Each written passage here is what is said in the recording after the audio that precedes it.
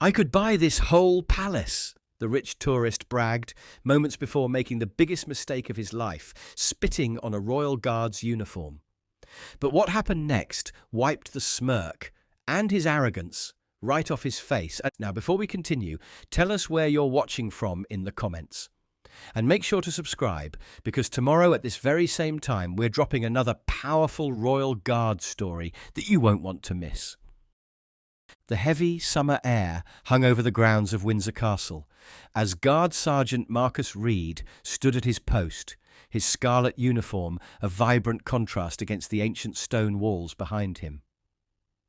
6 hours into his shift, not a muscle had twitched, not a bead of sweat had been acknowledged despite the July heat bearing down with relentless intensity. His eyes, fixed straight ahead, registered the approaching trouble before it fully materialized. "That's the one I want," came the loud American voice, cutting through the respectful murmurs of the other tourists. "Look at him, Amber. Bet you 50 grand I can make him move." Reed kept his gaze forward, but his peripheral vision captured everything. The young man strutting toward him in designer clothes that probably cost more than Reed's monthly salary, the blonde woman beside him giggling as she sipped from a champagne flute she'd somehow managed to bring onto the grounds, and the uncomfortable glances from other visitors who sensed the brewing confrontation. "Jackson, baby, you're so bad," the woman cooed, her heels clicking against the cobblestones as she struggled to keep pace. "Make sure you get his dumb hat in the shot."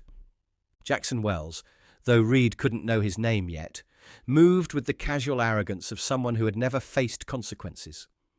His Gucci sunglasses perched carelessly atop perfectly styled hair, his watch glinting ostentatiously in the afternoon sun.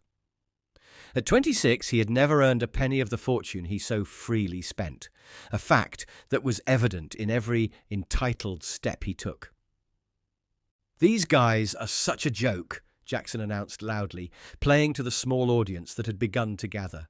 "Standing here like mannequins while real people pay their salaries." As Jackson positioned himself squarely before him, Reed's mind flashed to the morning ritual he'd performed before taking his post. The 3 hours spent preparing his uniform, each brass button polished to a mirror shine, every pleat in his trousers pressed to knife-edge perfection, the bearskin cap positioned at precisely the regulation angle.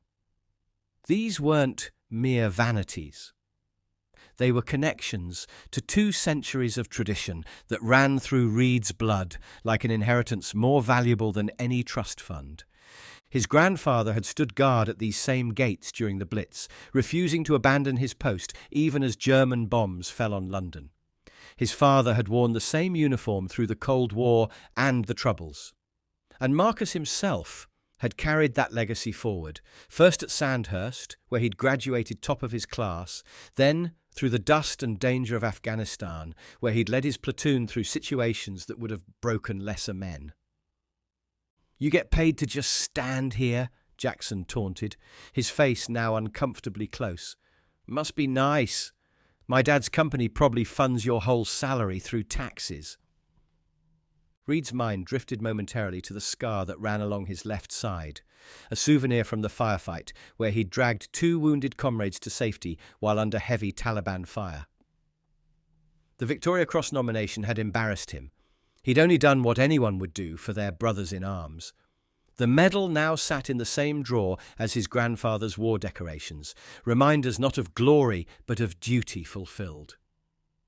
Behind his impassive expression, Reed thought of Captain Williams, who hadn't made it home from their last deployment.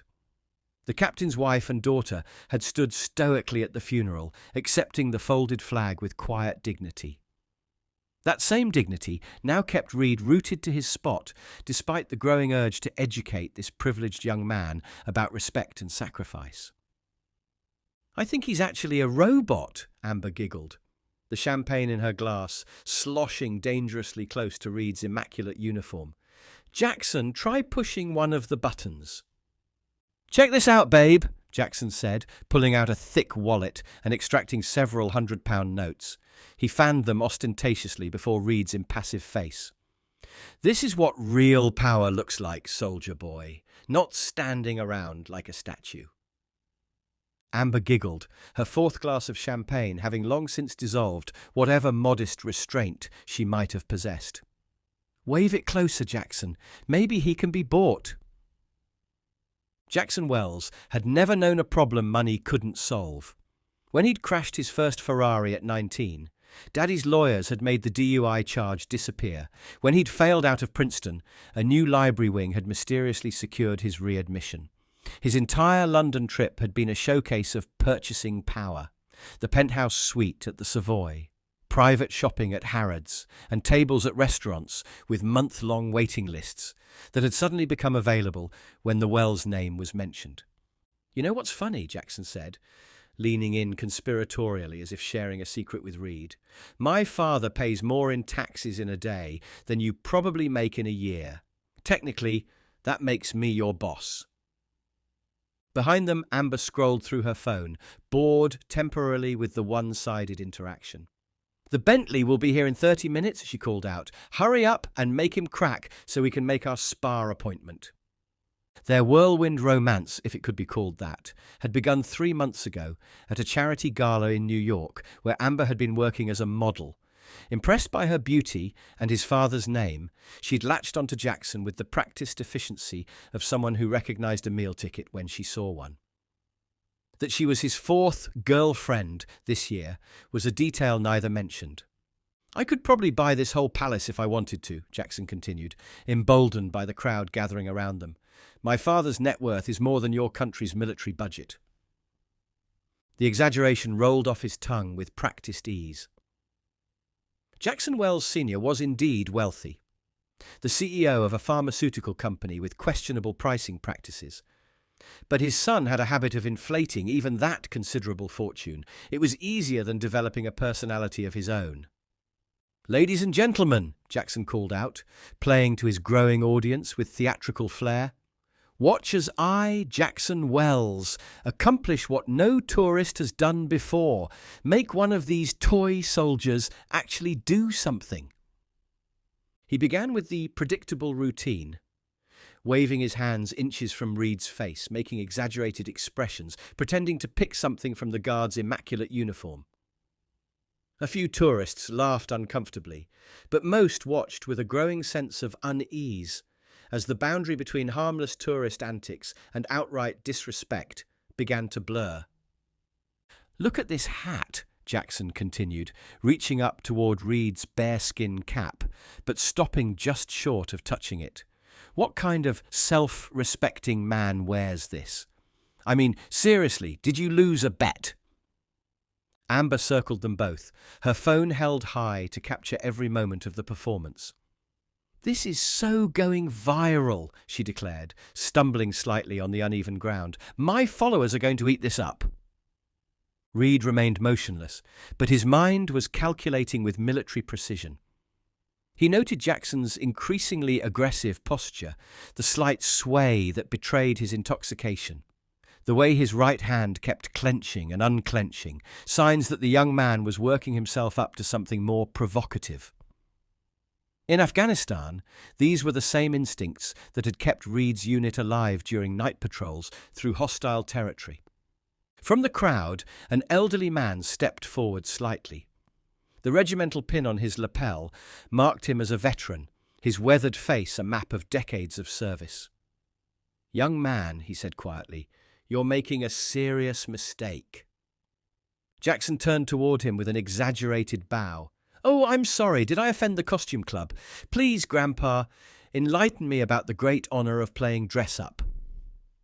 The old veteran's eyes hardened, but he simply shook his head and stepped back. He'd recognized what Jackson couldn't. The coiled tension in Reed's otherwise perfect stillness, the slight change in his breathing pattern, the almost imperceptible tightening around his eyes. These were warning signs that would have been clear to anyone who had served. "Check this out," Jackson said, turning back to Reed. He pulled out a handkerchief, monogrammed with his initials, and dangled it before the guard's face. "Probably worth more than your weekly salary. Pure silk. Want to touch it? Oh, wait, you can't move, can you?" Reed's mind flashed to his training sergeant's words. There will be idiots who test you. Remember, you represent something greater than yourself.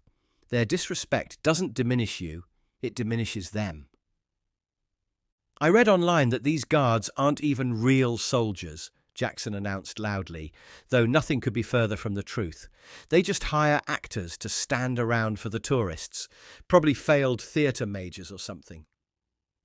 A ripple of discomfort moved through the crowd. Even those who had initially been amused by the antics were growing uncomfortable with the escalating disrespect. Several phones that had been recording were lowered, their owners no longer wanting to be associated with what was unfolding. Maybe he needs motivation, Jackson said, his voice taking on a harder edge. He pulled out his wallet again, extracting a £50 note. Hey, soldier boy, do a little dance and you can have this. Come on, everyone needs money, right? He waved the bill directly under Reed's nose, close enough that the guard could feel the paper brush against his skin. It took every ounce of Reed's considerable discipline not to react, even as his mind catalogued this as the prelude to something worse. I don't think he understands English, Jackson sneered, pressing even closer into Reed's personal space. The stench of whiskey and entitlement hung between them like a cloud. Maybe money is too abstract for him. Let's try something more direct. Jackson turned to the crowd with the practiced smile of someone accustomed to being the centre of attention. You know what this uniform represents? Nothing. It's just fancy dress for tourists. These guys aren't real soldiers. They're props. The words landed like physical blows against Reed's composure. The uniform he wore had been present at Waterloo, at the Somme, at Dunkirk. Men had died wearing these colours, fighting for something they believed was worth the ultimate sacrifice. His own best friend, Lieutenant James Cooper, had worn it proudly before an IED in Helmand Province had sent him home in a flag-draped coffin. This uniform, Jackson said, reaching out to flick dismissively at one of Reed's immaculate brass buttons, is a joke. Just like you're a joke. A collective intake of breath from the crowd signalled the crossing of an invisible line. Touching the guard, even his uniform, was explicitly forbidden, a fact posted on numerous signs throughout the grounds. But Jackson was beyond heeding warnings or reading signs. The reaction from the crowd only fueled his performance. He turned to Amber with a triumphant grin. See? Nothing happens. These guys are just furniture. What happened next occurred with such deliberate calculation that some would later swear it had been rehearsed.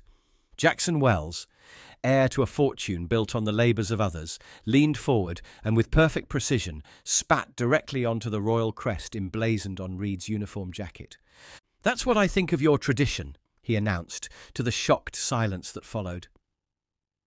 The spittle gleamed obscenely against the scarlet wool, a direct desecration of everything the uniform represented. In Reed's mind, time seemed to slow. He saw not just the wet stain spreading on his chest, but an assault on Cooper's memory, on his grandfather, who'd stood firm during the Blitz, on every man and woman who had ever served with honour. Some lines, once crossed, cannot be uncrossed. The first sign that something had changed was so subtle that most tourists missed it. A slight shift in Guard Sergeant Marcus Reed's breathing pattern, a microscopic tightening around his eyes. Those with military experience in the crowd recognised it immediately and took instinctive steps backward. What they were witnessing wasn't the breaking of discipline, but its purest application. Reed's movement, when it came, wasn't the chaotic reaction Jackson had hoped to provoke. It was precision itself, the perfect economy of motion that comes from thousands of hours of training.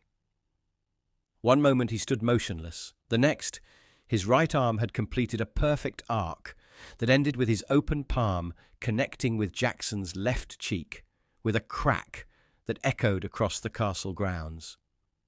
The slap wasn't delivered in anger.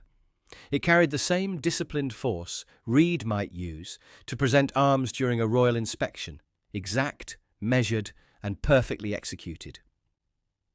Jackson staggered backward, his designer sunglasses flying from his head and skittering across the cobblestones. His hand flew to his face, eyes wide with shock rather than pain, his brain struggling to process this sudden inversion of his expected reality. "He hit me!" Jackson's voice rose several octaves, indignation warring with disbelief. "Did you see that? He hit me! That's assault!" Amber's phone captured it all, her boyfriend's stunned expression, the perfect red imprint of a hand blooming across his cheek, the guardsman standing at perfect attention once more as if nothing had transpired. Her champagne flute lay forgotten at her feet, its contents seeping between the ancient stones. Reed spoke then, his voice carrying the quiet authority that had once commanded men in combat. "In accordance with Standing Order 16, I am authorized to break position when Crown property is deliberately desecrated or when a guard is physically assaulted." The formal language only emphasized the extraordinary nature of what had just occurred. Guards breaking position was rare enough to be remarkable. A guard delivering physical correction was nearly unprecedented. "Do you know what this uniform represents, Mr. Wells?" Reed continued, his eyes now fixed directly on Jackson's. The use of his name sent a visible jolt through the young man. "How do you, "I make it my business to be aware of potential threats," Reed cut him off, his posture not relaxing a fraction. "This uniform has been present at Waterloo, at Ypres, at El Alamein. Men have died wearing these colours. Good men, brave men who understood concepts that clearly elude you. Honour, sacrifice, duty." The crowd had fallen completely silent now, phones forgotten as they witnessed something few tourists ever saw. The human being beneath the ceremonial exterior, the soldier behind the silent sentinel. "The spit you just deposited on this crest," Reed continued, gesturing to the royal insignia on his chest, "lands not just on cloth and thread, but on the memory of every soldier who never came home wearing it, including my best friend, who died saving 3 civilians in Afghanistan." Jackson's face had paled beneath his expensive tan, the red handprint standing out in stark relief. Whatever script he had imagined for this confrontation had certainly not included becoming a cautionary tale in discipline. "That slap," Reed said, his voice somehow both quiet and carrying to every corner of the suddenly hushed courtyard, "was not delivered in anger. It was delivered with precision. The same precision with which I would salute my commanding officer or present arms for Her Majesty. It was not personal, it was instructional." He stepped forward then, a single deliberate movement that caused Jackson to flinch visibly. "And if that correction had come from your father at an appropriate age, perhaps you wouldn't be standing here today, making a spectacle of your entitlement and ignorance before dozens of witnesses." The mention of his father struck Jackson like a physical blow. For a moment, something flickered across his face. A glimpse, perhaps, of the child who had grown up with wealth but without guidance, with privilege but without principle. "The uniform you just disrespected," Reed continued, his voice level but carrying across the hushed grounds, "is worn by men and women who understand something fundamental that seems to have escaped your education. That true worth isn't measured by what you can buy, but by what you're willing to sacrifice." Jackson's hand still rested against his cheek, the shock now giving way to a confused mix of embarrassment and lingering defiance. "You can't just hit people," he protested, though with considerably less conviction than before. "I could sue you. I could have you fired." Reed's expression didn't change, but something in his eyes hardened. 3 years ago, I held my best friend's hand as he bled out on Afghan soil, still giving orders to protect his men. Lieutenant Cooper understood what it means to put something above yourself. Duty, honour, country. Concepts that clearly weren't covered in whatever privileged education your father's money bought you. From the corner of his eye, Reed noticed Amber slowly lowering her phone, the reality of the situation finally penetrating. This wasn't going to be the viral social media moment they had anticipated. This was something else entirely, a public reckoning. That money you're so proud of, Reed said, gesturing to the wallet still clutched in Jackson's hand. What have you done to earn it? Not your father, you. What have you contributed to this world that justifies the oxygen you're consuming and the space you're occupying? The question hung in the air, made more devastating by its simple delivery. There was no rage in Reed's voice, only the calm certainty of a man who had faced his own mortality and emerged with clarity about what truly matters. Jackson began, but for perhaps the first time in his life, words failed him. The script of arrogant entitlement that had carried him through his 26 years suddenly seemed inadequate in the face of authentic authority. Let me tell you something about real power, Reed continued, adjusting his stance to parade rest, a subtle shift that somehow made him seem even more imposing. Real power isn't the ability to fire someone on a whim or buy your way out of consequences. Real power is standing firm when everything around you is chaos. It's putting the welfare of others above your own comfort. It's facing fear and doing what needs to be done anyway. Murmurs of agreement rippled through the crowd. A few veterans among the tourists nodded solemnly, recognizing the truth in Reed's words. The men and women I've served with, some of whom never came home, they understand power in ways you never will unless you make some serious changes. They had the power to face death with dignity, to put mission above self, to stand for something larger than their own desires. Reed's voice took on a deeper resonance as he continued. I've seen 18-year-olds with nothing but courage and conviction hold off enemy combatants to protect civilians they'd never met.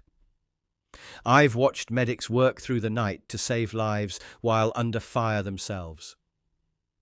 I've carried brothers in arms off battlefields when they could no longer walk. That's power, Mr. Wells. Not the size of your bank account or the brand of your watch. Several onlookers nodded in silent agreement, a few wiping away tears as Reed's words struck home. Parents pulled their children closer, using the moment as an unexpected lesson in values that couldn't be taught in any classroom. You mock this uniform because you don't understand what it costs to earn it, Reed continued, his eyes never leaving Jackson's. Every crease represents discipline, every button stands for attention to detail. Every thread is part of a tapestry woven by generations of men and women who understood that some things are worth protecting, even at the cost of their own comfort or their lives. Reed gestured to the castle behind him, its ancient stones witness to centuries of history. This uniform represents continuity, tradition, and sacrifice. When I put it on each morning, I'm not just dressing for a job, I'm connecting myself to a lineage of service that stretches back hundreds of years. He looked directly at Amber then, who flinched under his steady gaze. And you, madam, might consider that a partner who shows such disregard for others will eventually show the same disregard for you. Character reveals itself in how we treat those from whom we need nothing. Turning back to Jackson, Reed's voice took on a different quality, not quite gentler, but touched with something almost like pity. Your father has done you no favours by shielding you from consequences. A man who never faces the results of his actions remains a child, regardless of his age or bank balance. Something in those words seemed to penetrate Jackson's defensive shell. His shoulders sagged slightly, the pretense of outrage giving way to the first glimmers of genuine shame. The slap you received today, Reed said, was the most valuable gift anyone has given you in years. A moment of clarity, a chance to see yourself as others see you. What you do with that insight is, of course, entirely up to you. The arrival of castle security personnel seemed almost an afterthought, their hurried approach across the courtyard breaking the spell that had fallen over the gathered crowd. 2 uniformed officers flanked Jackson and Amber, their expressions professional but firm. Sir, madam, I'm going to have to ask you to come with us, the lead officer said, his tone leaving no room for negotiation. Deliberately spitting on a Queen's guard is a criminal offence under the Public Order Act. Jackson, still cradling his cheek, found his voice again. Do you know who my father is? He'll— Your father isn't here, sir. The officer cut him off with practiced efficiency. And I rather think that's part of the problem, isn't it? A few scattered chuckles rose from the crowd, quickly silenced by the gravity of the situation. Amber, suddenly sobered by the turn of events, clutched her phone to her chest, the champagne flute forgotten at her feet. "This is ridiculous," she protested, though her voice lacked conviction. "We're American citizens. You can't just—" "I assure you, madam, the law applies equally to visitors from all nations," the second officer replied smoothly. "Now, if you'll please come with us to the security office. There are forms to complete and decisions to be made about whether this matter will be referred to the Metropolitan Police." As they were led away, Jackson cast one final glance back at Reed. Something had changed in his expression. The arrogant smirk replaced by confusion, perhaps even the first glimmer of self-reflection. It was impossible to know whether the lesson had truly penetrated, or if this was merely another inconvenience to be resolved with money and connections. But for a moment at least, consequences had found him in a way they never had before. Throughout the courtyard, tourists began to disperse, their conversations hushed and reflective. Parents bent to explain to curious children what they had witnessed, their impromptu lessons touching on respect, tradition, and appropriate behaviour. A few approached Reed cautiously, offering quiet words of support or simple nods of respect before moving on. The elderly veteran, who had spoken earlier, made his way to the front of the dispersing crowd. He stopped at a respectful distance, coming to attention and offering a perfect salute, one soldier to another across the decades. Reed returned it with equal precision, the silent exchange communicating volumes between men who had both worn their nation's uniform with honour. Without further acknowledgement, Reed resumed his position, his eyes once again fixed on the middle distance, his posture returning to the immaculate stillness that was his duty. The wet mark on his uniform was already beginning to dry in the summer heat, but the impression he had made on everyone present would last far longer. For hours afterward, a noticeable change settled over the castle grounds. Tourists who had witnessed the confrontations recounted it in hushed tones to newcomers, who then approached the guards with visible respect, rather than curiosity or amusement. Children asked their parents thoughtful questions about the meaning of uniforms and service. Even the usual smartphone cameras seemed to be raised with greater consideration for the men behind the ceremonial facade. A group of American tourists made a point of approaching one of the security officers, explicitly distancing themselves from their countrymen's behaviour.